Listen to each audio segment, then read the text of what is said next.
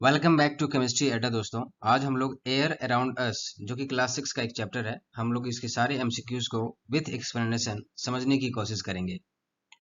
दोस्तों, ये सारे एमसीक्यू करने से पहले मैं आपको बता देना चाहता हूं कि अगर आप एयर अराउंड अस वाले चैप्टर को नहीं रिवाइज किए हैं तो उसे जाके पहले रिवाइज कर लें।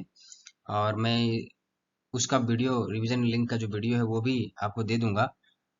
अगर आपने नहीं किया है रिवाइज तो उसे रिवाइज कर ले सबसे पहले, और तब जाकर के इस एमसीक्यू को अटेम्प्ट करें। तो आइए दोस्तों, हम लोग इस एमसीक्यू के सीरीज को शुरुआत करते हैं। तो सबसे पहला हमारा क्वेश्चन क्या कह रहा है दोस्तों? सबसे पहला क्वेश्चन कह रहा है दोस्तों, प्लांट क्या एब्जॉर्ब करते हैं to make their own food, ताकि वो अपना खाना खुद बना सके। ऑक्सीजन, क्या वो ऑक्सीजन एब्जॉर्ब करते हैं? क्या वो कार्बन डाइऑक्साइड एब्जॉर्ब करते हैं, या वो नाइट्रोजन करते हैं, या कोई नहीं?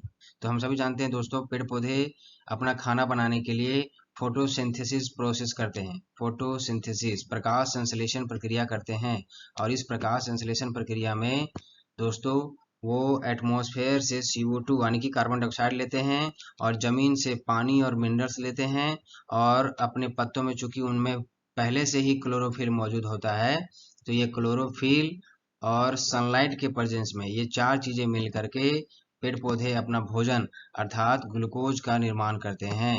ग्लूकोज का निर्माण करते हैं और बदले में हमें ऑक्सीजन भी देते हैं, और साथ में कुछ मात्रा में हमें पानी भी मिलता है।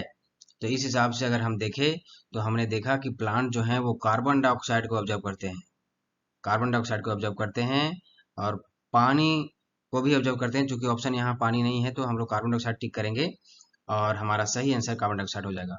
और ये दोनों आपस में रिएक्ट करके सनलाइट और क्लोरोफिल की मदद से ये दोनों आपस में रिएक्शन करेंगे और ग्लूकोज का फॉर्मेशन करेंगे, साथ में ऑक्सीजन भी देंगे, और साथ में हमें वाटर मॉलिक्यूल भी देखने को मिलेगा एटमॉस्फेयर में। तो जितना भी एयर हम लोग आसपास देख रहे हैं, खासकर ऑक्सीजन, वो हमें पेड़ पौधे हमें प्रदान करते हैं। और पेड़ पौधों की पत्तियों के ऊपर सुबह के समय कुछ कुछ पानी की कुछ कुछ बूंदें देखने को मिलती हैं, वो यही हमारे ट्रांसपिरेशन के जरिए वो अपने पत्ते के ऊपर छोड़ देती हैं। तो ये हमारा पहला क्वेश्चन हो गया दोस्तों। अब आते हैं दूसरे क्वेश्चन की ओर। दूसरा क्वेश्चन कह रहा है दोस्तों, balance of oxygen and carbon dioxide in atmosphere is maintained by. हमारे आसपास के जो एटमॉस्फेयर है उसमें ऑक्सीजन और कार्बन डाइऑक्साइड का एक बैलेंस बना रहता है। एक गिव एंड टेक वाला सिचुएशन होता रहता है कि तुम मुझे ऑक्सीजन दो, मैं तुम्हें कार्बन डाइऑक्साइड दूंगा। ऐसा एक सिचुएशन चलता रहता है पेड़ पौधे और ह्यूमन बीइंग के बीच में, एनिमल्स के बीच में। तो पेड़ पौधे हमें ऑक्सीजन देते हैं, पेड़ पौधे हमें ऑक्सीजन देते हैं, और बदले में हम लोग CO2 देते हैं। हम लोग कहने का मतलब हुआ कि हमारे जो एनिमल कैटेगरी है वो चाहे ह्यूमन हो, उसमें दोनों आते हैं। तो इसमें जो बैलेंस है वो दोनों की तरफ से मेंटेन है। तो हम लोग क्या कहेंगे, ऑल ऑफ दिस हमारा आंसर हो जाएगा। प्लांट हमें ऑक्सीजन देते हैं, और एनिमल्स और ह्यूमंस CO2 हम लोग बदले में पेड़ पौधों को देते हैं। नेक्स्ट क्वेश्चन है दोस्तों, the gas X is only 20 parts out of 100 of air in the atmosphere. हमारे एटमॉस्फेयर में हवा का जो 100 हिस्सा है, उस 100 हिस्सा में 20% हमारा कोई गैस X है। और ये इसकी जरूरत होती है ऑर्गेनिक मैटर को डिकम्पोज करने के लिए। हम सभी अपने घर के कूड़े कचरे को बाहर फेंक देते हैं, और उससे खाद बनती है। वो खाद एक्चुअली डिकम्पोजिशन हो करके तैयार होती है, और उस डिकम्पोजिशन को हेल्प करता है हमारा ऑक्सीजन। ऑक्सीजन जो है उस ऑर्गेनिक मैटर को डिकम्पोज होने में अर्थात विघटित होने में, सड़ने गलने में हेल्प करता है।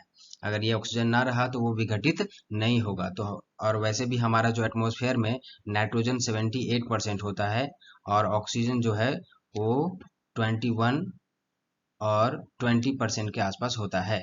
तो हमारा 20 पार्ट्स भी ऑक्सीजन को फुलफिल कर रहा है कंडीशन को, और ये डिकम्पोज करने में भी हेल्प करता है।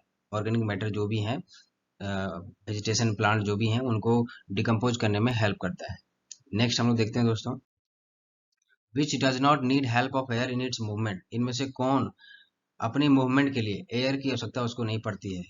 तो फिरकी के फिरकी को मूव करने के लिए एयर चाहिए, वेदर रोक को चाहिए, सेलिंग याच को भी चाहिए, लेकिन सीलिंग फैन को मूव करने के लिए हवा की जरूरत नहीं पड़ती है, बल्कि इसके लिए हमें मोटर लगाना पड़ता है। नेक्स्ट क्वेश्चन है दोस्तों, which of the following is not true about air. इनमें से कौन सी बातें हवा के बारे में सच्ची नहीं है? तो air can be separated into components. Yes, सही बात है। हवा के अलग अलग जो कंपोनेंट्स है, उसमें जो नाइट्रोजन गैस है उसको अलग कर सकते हैं, CO2 गैस को अलग कर सकते हैं, ऑक्सीजन गैस को अलग कर सकते हैं। ये मेनली ये मेन जो गैसें हैं इनको हम लोग आसानी से अलग कर सकते हैं। इट कैन बी लिक्विफाइड, ये भी सही बात है कि इसको हम लोग लिक्विफाई कर सकते हैं। Birds can fly due to the presence of air, बिल्कुल सही बात है कि अगर हवा ना रहे तो जो बर्ड्स हैं वो उड़ नहीं पाएंगी। Air has a chemical formula, ये बात गलत है।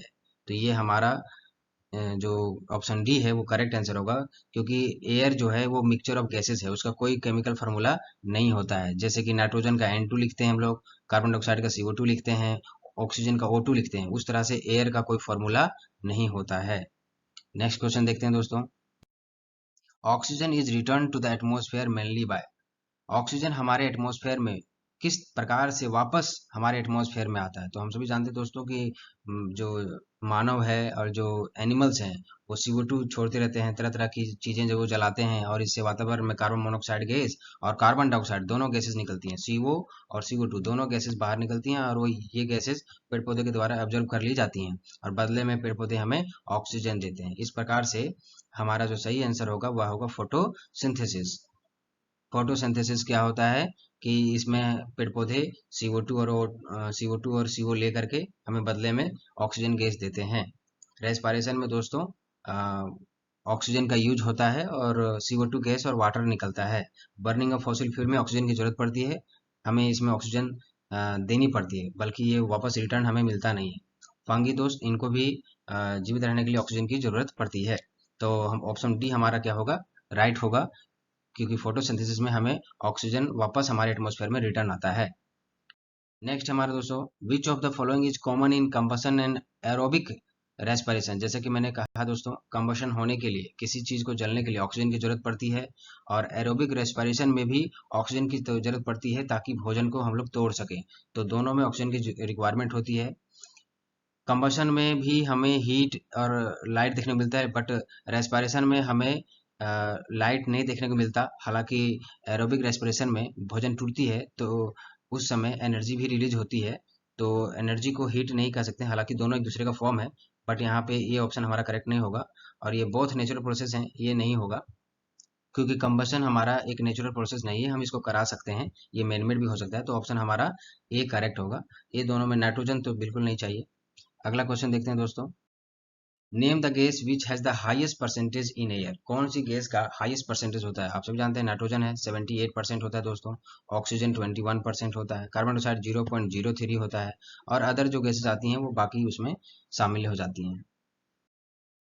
नेक्स्ट क्वेश्चन है दोस्तों, प्लांट कंज्यूम, प्लांट क्या कंज्यूम करते हैं दोस्तों, कार्बन डाइऑक्साइड कंज्यूम करते हैं और बदले में हमें ऑक्सीजन देते हैं। तो राइट ऑप्शन हमारा बी हो जाएगा। नेक्स्ट है, what process replaces the atmosphere with oxygen, इनमें से कौन सी प्रक्रिया एटमॉस्फेयर में ऑक्सीजन को भर देती है। तो हमारा होगा फोटोसिंथेसिस, जो होती है प्रक्रिया हमारे एटमॉस्फेयर में ऑक्सीजन को भरने का काम करती है। नेक्स्ट दोस्तों, carbon exist in the atmosphere in the form of, carbon जो है हमारे एटमॉस्फेयर में किस रूप में पाया जाता है। तो कार्बन मेनली हमारे एटमॉस्फेयर में CO कार्बन मोनोऑक्साइड और CO2 दो रूपों में पाया जाता है दोस्तों। CO एक जहरीला गैस है, कच्ची लकड़ी जलाने पर यह पैदा होगा। CO2 जनरली सूखी लकड़ी जलाने पर पैदा होता है, और इसका इस्तेमाल पेड़ पौधे अपने फोटोसिंथेसिस में अर्थात खाना बनाने में कर लेते हैं। तो इसकी जो मात्रा होती है CO गैस की हमारे एटमॉस्फेयर में बहुत ही कम होती है इन कंपेरिजन टू CO2। तो CO एक ट्रेसेस में मिलता है, बहुत ही थोड़ी थोड़ी मात्रा, नेग्लिजिबल अमाउंट में कह सकते हैं, और CO2 एक लार्ज अमाउंट में हमें देखने को मिलता है। अगला क्वेश्चन है दोस्तों, एयर हैज, एयर का क्या फिक्स्ड कंपोजिशन होता है with oxygen with less oxygen at high altitude. जैसे जैसे आप ऊंचाई पर चढ़ते चले जाएंगे, ऑक्सीजन की मात्रा वहां पे कम होती जाएगी, एयर की डेंसिटी कम होती चली जाती है, और इस प्रकार से ऑक्सीजन की मात्रा घटती चली जाती है। तो हमारे पास ए ऑप्शन सही होगा। एयर का फिक्स्ड कंपोजिशन होता है, उसमें फिक्स्ड अमाउंट में नाइट्रोजन, फिक्स्ड अमाउंट में कार्बन डाइऑक्साइड, फिक्स्ड अमाउंट में ऑक्सीजन प्रेजेंट होता है, और उसकी जो ऑक्सीजन की जो मात्रा है वो ऊंचाई के बढ़ने के साथ घटती चली जाती है। इसलिए ऊंचाई पर चढ़ने के साथ साथ, जैसे माउंट एवरेस्ट पर कोई चढ़ता है तो उसे सांस लेने में दिक्कत होती है, वहां अगर कोई खाना बनाना चाहता है तो खाना बनाने में भी दिक्कत होगी, और इसलिए जो माउंटेनर्स होते हैं वो अपने पीठ के ऊपर ऑक्सीजन सिलेंडर लेके उनको जाना पड़ता है, क्योंकि ऑक्सीजन की रिक्वायरमेंट वहाँ ज़्यादा बढ़ जाती है। वहाँ पे ऑक्सीजन प्रेजेंट होता है नो डाउट, बट उसकी मात्रा काफ़ी कम हो जाती है जैसे जैसे हम ऊंचाई पर चढ़ते चले जाते हैं, क्योंकि वहाँ पे एयर डेंसिटी कम होने लगती है, हवा की मात्रा कम, तो ऑक्सीजन की मात्रा भी कम हो जाएगी। नेक्स्ट क्वेश्चन है दोस्तों हमारा, जॉन फाइंड्स दैट, जॉन नाम का लड़का पाता है कि as he blows air into a balloon, जैसे ही वो एक बलून में हवा भरता है, इट बिकम्स बिगर, ये बड़ा होने लगता है। What inferences can John make, तो इससे जॉन को क्या पता चलता है कि air is a gas, air तो गैस है। तो वो सबसे स्पष्ट दिख रहा है हमें कि एयर ऑक्यूपाइज स्पेस, हवा जो है स्पेस घेरती है, तो इस बात से हमें यहाँ पता चलता है। ऑप्शन डी हमारा सही हो जाएगा। नेक्स्ट क्वेश्चन देखते हैं दोस्तों। It is not proper to breathe through our mouth, हमें अपने मुंह से सांस नहीं लेनी चाहिए क्योंकि डस्ट पार्टिकल वो हमारे बॉडी में एंटर कर जाएगा, right. More CO2 will be emitted, ऐसा कुछ नहीं है, CO2 की मात्रा तो हवा में एक निश्चित रूप से घुली हुई है। आवर थ्रोट विल बिकम सोर, नहीं। वी विल कैच कोल्ड, नहीं। हमारा ऑप्शन फर्स्ट सही हो जाएगा कि अगर हम खुले मुंह से सांस लेते हैं तो बैक्टीरिया वायरसेस के डायरेक्ट हमारे बॉडी में एंटर होने के चांसेस हैं, डस्ट पार्टिकल के एंटर होने के चांसेस हैं। हम अगर नाक से सांस लेते हैं तो हमारे नाक में म्यूकस होता है जो डस्ट पार्टिकल को और कुछ मात्रा में माइक्रो ऑर्गेनिज्म को पकड़ के चिपका के रख लेता है और फ्रेश एयर को हमारे नाक के अंदर से पास होने में हेल्प करता है। 15 नंबर क्वेश्चन है, a green house gas that absorbs energy, एक ऐसा ग्रीन हाउस गैस दोस्तों जो कि एनर्जी को ऑब्जर्व करता है और अर्थ के टेम्परेचर को मेंटेन रखता है, वो हमारा CO2 है दोस्तों। CO2 ग्रीन हाउस गैसेस को ऑब्जर्व कर लेता है और हमारे धरती के टेम्परेचर को मेंटेन रखता है। हालांकि आने वाले समय में CO2 के ज़्यादा इमिशन से हमारा जो ग्रीन हाउस गैसेस है वो उसकी संख्या बढ़ गई है, अर्थात CO2 की मात्रा बढ़ गई, तो हमारा अर्थ का टेम्परेचर भी बढ़ता चला जा रहा है। इस पे हमें कंट्रोल करना बहुत ही ज़्यादा ज़रूरी है। अगर आप ग्रीन हाउस गैसेस के बारे में नहीं जानते हैं, मैं इसके ऊपर एक अलग सेपरेट वीडियो बना दूंगा। नेक्स्ट क्वेश्चन देखता हूँ दोस्तों। Combustion can not take place, दहन की प्रक्रिया अर्थात कोई चीज तभी चलेगा जब इनमें से कोई एक चीज प्रेजेंट हो। क्या पानी के रहने से दहन प्रक्रिया होगी? नहीं। हवा का रहना बहुत ही ज्यादा जरूरी है दोस्तों, हवा के प्रेजेंस में ही कोई चीज जलती है, वरना वह नहीं जल पाएगी। अगला क्वेश्चन देखते हैं दोस्तों। Which of this statement are true about air, इनमें से कौन सा स्टेटमेंट हवा के बारे में एकदम सही है? तो पहला है, air is a mixture of several types of gases, सही बात बोल रहा है कि हवा बहुत सारे गैसेस का मिक्सचर है। Nitrogen gas, oxygen gas, carbon dioxide gas, ये सारे मेनली गैसेस होते हैं। आर्गन, हीलियम, नियोन, ये सभी गैसेस होती हैं। हवा प्रेशर एग्जर्ट करता है, बिल्कुल सही बात है। हवा का अपना एक दबाव है और वो अ, हर चीज पर अपना दबाव बनाती है। The composition of air is constant in the atmosphere, जो हवा का कंपोजिशन है वो एटमॉस्फेयर में कांस्टेंट है, ये थोड़ी सी अटपट है क्योंकि कंपोजिशन घट सकती है, बढ़ सकती है, जैसा कि मानव चाहे। मानव अगर CO2 की मात्रा ज़्यादा बढ़ाने लगे एटमॉस्फेयर में तो हमारा कंपोजिशन में थोड़ा बहुत वेरिएशन देखने को मिलता है। तो इस तरह से हमारा ऑप्शन ए और बी सही होगा एयर के बारे में। नेक्स्ट क्वेश्चन है दोस्तों, the amount of water vapour in air is termed at, हवा में जो पानी की मात्रा है उसे हम लोग ह्यूमिडिटी कहते हैं दोस्तों। ड्यू जो होता है, जो पेड़ पौधों पत्तियों के ऊपर छोटी छोटी बूंदें आती हैं, उसे ड्यू बोलते हैं दोस्तों। मिस्ट जो होता है वो एयर में जो छोटे छोटे टाइनी ड्रॉपलेट्स होते हैं प्रेजेंट, उन्हें हम लोग मिस्ट कहते हैं। तो इस तरह से हमारा जो ह्यूमिडिटी आंसर है वह सही होगा कि हवा में जो पानी की जो मात्रा होती है, वाटर वेपर की जो मात्रा होती है, उसे हम लोग ह्यूमिडिटी कहते हैं। अगला क्वेश्चन देखते हैं दोस्तों। Carbon dioxide, argon, methane, ozone and water vapour are also present in air, ये सारी गैसेस हवा में नाइट्रोजन और ऑक्सीजन के अलावा भी प्रेजेंट होती हैं। तो कितनी मात्रा में प्रेजेंट होती हैं? बहुत ही कम मात्रा में, बहुत ही ज्यादा मात्रा में, इक्वल क्वांटिटीज में, या फिर इनमें से कोई नहीं? तो हमारा ऑप्शन ये सही होगा। ये सारी गैसेस भी नाइट्रोजन ऑक्सीजन के अलावा, जो कि 71% नाइट्रोजन 28% ऑक्सीजन होता है एयर में, उसके अलावा carbon dioxide, argon, methane, ozone, water vapour present होता है हमारे एयर में, एक छोटी सी स्मॉल क्वांटिटीज में, छोटी सी मात्रा में। अगला क्वेश्चन है दोस्तों, which gas has the highest partial pressure in atmosphere, हम सभी जानते हैं दोस्तों नाइट्रोजन हमारे एटमॉस्फेयर में 78% है। तो जो गैस जितनी मात्रा में अधिक होगी उसकी पार्शियल प्रेशर भी उस गैस की उतनी ज्यादा होगी। तो हमारा नाइट्रोजन ऑप्शन सही होगा क्योंकि नाइट्रोजन की मात्रा हमारे एटमॉस्फेयर में, हमारे एयर में ज्यादा है, तो उसका पार्शियल प्रेशर भी ज्यादा होगा हमारे एटमॉस्फेयर में। नेक्स्ट है दोस्तों, रेगिस्तान में दोस्तों वाटर वेपर कंटेंट क्या होता है? अलग अलग, ज्यादा, कम या कांस्टेंट? तो हमारा आंसर होगा लो। हमारे रेगिस्तान में दोस्तों, डेजर्ट में वाटर वेपर बहुत ही कम मात्रा में पाया जाएगा क्योंकि वहां पे गर्मी काफी पड़ती है, तो वो वेपराइज होकर सारा आसमान में उड़ जाता है। इस क्वेश्चन में कहा जा रहा है दोस्तों कि ईयरली एटमॉस्फेयर में ऑक्सीजन नहीं देखने को मिला था, ऐसा क्यों? क्योंकि वहां पे किसी तरह का वेजिटेशन शुरुआती स्टेज में नहीं देखने को मिला था। अगला क्वेश्चन है दोस्तों, evaporation of water in shade is. अगर हम छाव में इवेपोरेशन देखें तो क्या होता है, वो काफी कम होता है। अगर धूप में इवेपोरेशन देखें तो वहां पर कपड़े जल्दी सूख जाते हैं, क्योंकि पानी का इवेपोरेशन बहुत तेजी से होता है, क्योंकि हीट की अमाउंट ज्यादा रहती है। हीट ज्यादा रहेगा तो पानी जल्दी इवेपोरेट होगा और कपड़े जल्दी सूख सूख जाएंगे। अर्थात higher the heat content higher will be the rate of evaporation. तो इसलिए हमारा जो ऑप्शन सी है स्लोवर रेट में होगा अगर हम छाव में इवेपोरेशन की बात करें। नेक्स्ट क्वेश्चन है दोस्तों, प्लांट ऑल्सो कंज्यूम्स ऑक्सीजन। गलती से CO2 पर टिक नहीं करना। हाँ, हम सभी जानते हैं कि पेड़ पौधों को CO2 चाहिए, खाना बनाने के लिए चाहिए, बट ये खाना बनाने के लिए इनको CO2 चाहिए, बट उस खाने को तोड़ने के लिए उनको फिर से ऑक्सीजन चाहिए। तो ये CO2 लेते जरूर हैं अपना खाना बनाने के लिए, बट जिस तरह से हमें ऑक्सीजन चाहिए खाना तोड़ने के लिए हमें, उसी तरह से पेड़ पौधों को भी ऑक्सीजन की मात्रा होती है, ऑक्सीजन की भी रिक्वायरमेंट होती है, ताकि वो अपना भोजन जो कि उन्होंने बनाया है CO2 की हेल्प से उसको तोड़ सके। तो हमारा ऑप्शन बी, O2 की रिक्वायरमेंट उनको भी होती है, ताकि वो भी अपना जो ग्लूकोज बनाया है वो उसको तोड़ सके और एनर्जी प्रोड्यूस कर सके और अपना ग्रोथ कर सके। अगला क्वेश्चन है दोस्तों, या gas is colourless odourless heavier than air and extinguishes fire, name the gas. एक गैस है जो कि कलरलेस होता है, कोई कलर नहीं, कोई गंध नहीं, और हवा से भारी होता है और वो आग को बुझा देता है। वो गैस का क्या नाम है? वो हमारा गैस है CO2। CO2 आग को बुझाने का काम करता है। अगला क्वेश्चन है दोस्तों, cloth dry faster when there is water vapour in air. ज्यादा होगा तब, कम होगा तब, या दोनों में से कोई एक होना चाहिए। तो हमारे कपड़े धूप में जल्दी सूखती हैं दोस्तों, और पानी की मात्रा अर्थात ठंड में या फिर बरसात में हमारे कपड़े बहुत ही देरी से सूखती हैं, क्योंकि वहां पे वाटर वेपर बहुत ही ज्यादा होता है। ठंड और बरसात में हमें वाटर वेपर ज्यादा देखने को मिलता है गर्मी के कंपेरिजन में। तो इसलिए गर्मी के दिन में हमारे कपड़े जल्दी सूख जाते हैं। तो हमारा क्या होगा इसमें कि गर्मी के दिन में वाटर वेपर बहुत ही कम है, तो यहाँ पे लेस आंसर हो जाएगा कि हमारे कपड़े बहुत ही तेजी के साथ सूखेंगे अगर वाटर वेपर हमारा एयर में बहुत ही कम हो।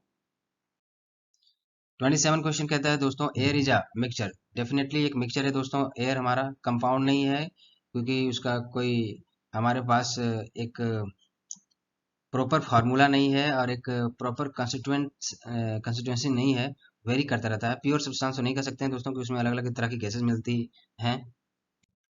अगला क्वेश्चन है दोस्तों, which of the following statement is correct. इनमें से कौन सा स्टेटमेंट करेक्ट है? All living things require air to breathe. ये सही बात है कि सभी जीवों को सांस लेने के लिए एयर चाहिए।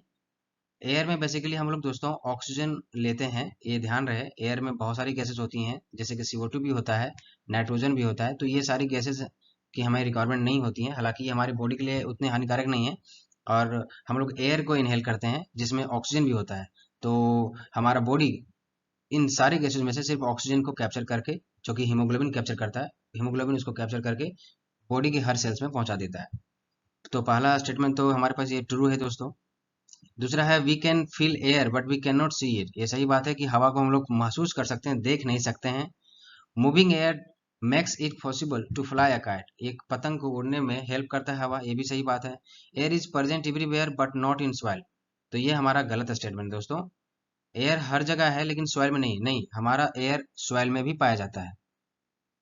तो यहाँ इनकरेक्ट ऑप्शन होगा कि विच of the following statement is incorrect. तो हमारा ऑप्शन नंबर 4 आंसर सही हो जाएगा। नेक्स्ट है दोस्तों, mountaineers carry oxygen cylinder with them because. जो माउंटेनर्स होते हैं, पर्वतारोही होते हैं, वो अपने पीठ के ऊपर ऑक्सीजन सिलेंडर लेके चलते हैं। ऐसा क्यों?